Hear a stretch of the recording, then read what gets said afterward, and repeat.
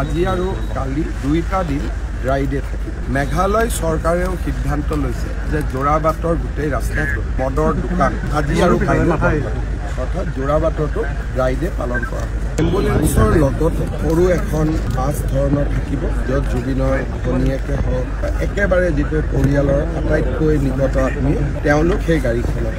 বাকী গোটেই প্ৰচেছনটোত গাড়ী মটৰ নাথাকিব আৰু সুন্দৰ কৰি আমি যেনেকৈ এয়াৰপৰ্টৰ পৰা লৈ আহিছিলোঁ তেনেকৈ আমি এই স্থানলৈ লৈ এই স্থানত লৈ অহাৰ পিছত অসম পুলিচৰ পল বিয়াৰে নেশ্যনেল হাইৱেৰ পৰা তেখেতক ভিতৰলৈকে য'ত সংস্কাৰ হ'ব তালৈকে লৈ অহাৰ পিছত যেতিয়া আমি সৎকাৰ কৰোঁ ৰাষ্ট্ৰীয় সন্মানেৰে সৈতে পুলিচে গান চেলুট আদি দিয়ে, পুলিচে গান চেলুট দিব আৰু পুলিচে গান চেলুট দিয়াৰ পিছত পুৰোহিতে যাৱতীয় আধ্যাত্মিক কাম কাজ সম্পূৰ্ণ কৰে।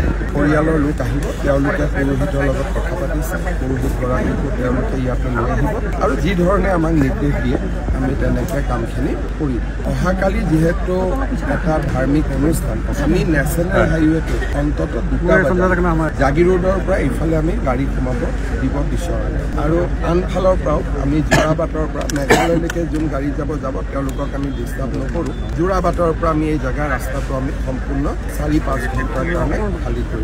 আপোনালোকে জানে যে ৰাজ্যিক শোকৰ দিনো আমি মুকলি কৰিছিলোঁ। তাৰ লগত সংগতি ৰাখি আজি আৰু কালি দুইটা দিন ড্ৰাই ডে থাকিব। মেঘালয় চৰকাৰেও সিদ্ধান্ত লৈছে যে যোৰাবাটৰ গোটেই ৰাস্তাটো যিফালেদি জুবিন আহিব সেই ৰাস্তাটোত থকা সকলো মদৰ দোকান আজি আৰু কালি অৰ্থাৎ যোৰাবাটতো ড্ৰাই ডে পালন কৰা হ'ব।